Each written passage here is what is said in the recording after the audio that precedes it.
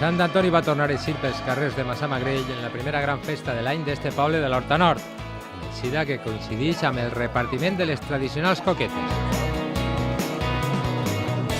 Això és tipus pa beneir que repartim a la gent i és tradició en aquest poble repartir coquetes a més. Això sí, des de bon matí ja es preparava el dinar, perquè la festa de Sant Antoni és també sinònim de calderes.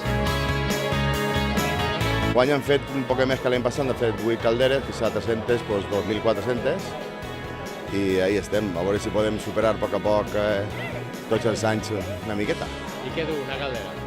Pues du cerdo, quereguilles, arròs, fesols, napa, els ingredients, vamos, de tota la vida de caldera.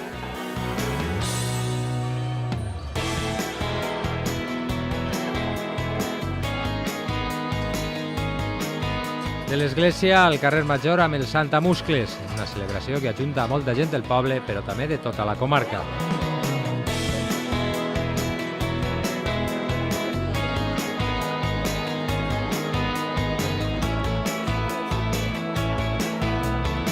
Ara ja duguem uns anys que cada any estem tenint més gent, més participants, ho heu vist enguany sobre l'oratge que tenim, que no s'acaba d'acompanyar del tot, però bueno, recordem que estem en hivern.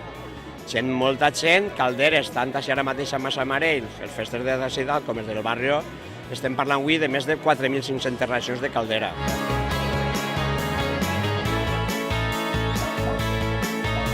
Ja amb el sant al lloc, arriba el moment dels grans protagonistes, els animals, però també els xiquets, els qui amb més il·lusió esperen este dia.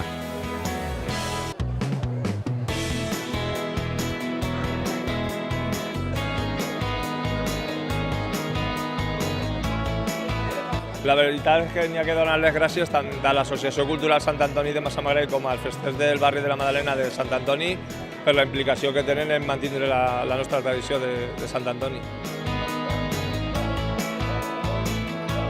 Sant Antoni també té uns socis imprescindibles, els clavaris, gent jove que ajuda a organitzar la festa.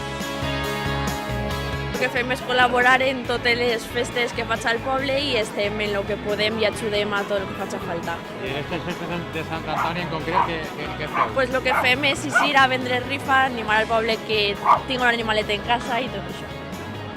I així pues, veiem més o menys l'ambient i anem mirant a veure el que podem fer i el que no, i com està implicat amb el poble, això compta molt.